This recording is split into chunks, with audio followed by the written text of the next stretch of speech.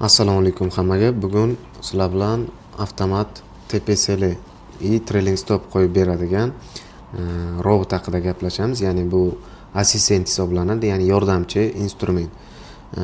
Bu robotni qanaqa qilib o'rnatishni, qanaqa funksionalligi bor, nimalar qilib beradi sizlar uchun, shu narsani tushuntirib beramiz. Xo'p, birinchi bo'lib robotni TradingViewga MetaTraderga tashlab olganimizdan keyin buni 4 versiyasi ham bor, MetaTrader 5 versiyasi ham bor. Ikkalasida ham bir xil narsa, bir xil instruksiya, bir xil ishlaydi logikasi. Xo'p, bugun shanba, yakshanba bo'lganini hisobiga sizlarga kriptovalyutalarda qo'yib testlab ko'rsatib beraman. Robotni tashlab olganimizdan keyin uni foydalanmoqchi bo'lgan valyutamizga o'rnatamiz, tashlaymiz. Tashlagan vaqtimizda bizga avtomatik tashlash mana bunaqa bo'ladi. Tashlaganimizdan keyin take profit, stop loss, trailing stop va trailing step bor.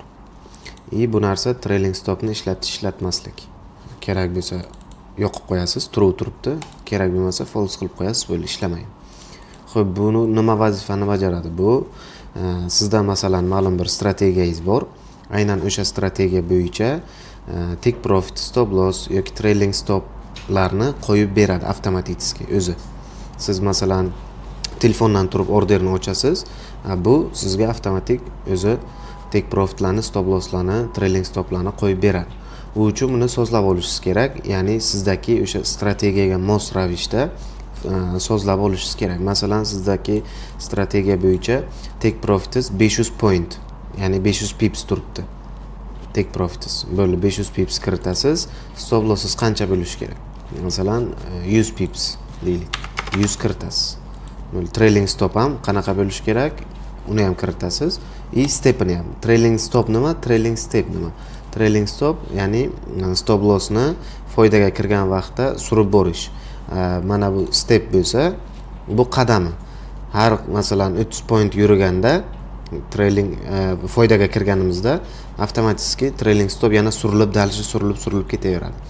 Boshqa joylarda bu narsa faqat mana buni o'zini qo'yadi ko'pincha, trailing stopni o'zini boshqa robotlarda yoki o'zimiz ham ruchnoyda shuni ishlatamiz.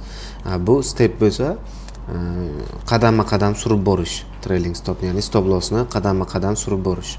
Bu juda ham foydali. Buni ishlatib ko'rsalaringiz yana ham tushunib olasizlar qanaqa bo'lishini. Bu bo'lsa o'sha trailing stopni ishlatish yoki ishlatmaslik funksiyasi.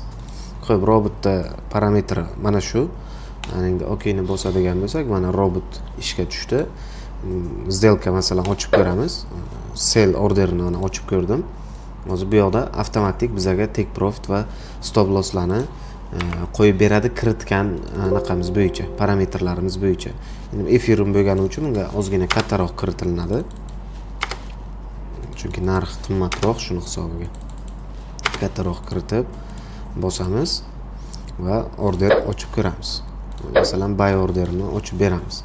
Bizga bozor bugun juda ham sekin, shanba yakshanba bo'lgani uchun undan tashqari yangiliklar nimadir bor ekan, shuni hisobiga juda ham sekin. Avtomatik bizga take profit, stop losslarni o'rnatib berdi. Va foydaga chiqadigan bo'lsak, sirazi stop lossimizni ham surib olib kelib beradi o'zi avtomatik. Biz hech narsa ortiqcha ish qilib o'tirmaymiz. Faqat bu narsani shotga ulaganingizdan keyin buni iloji bo'lsa o'zi любой robotda serverda ishlatish tavsiya beriladi.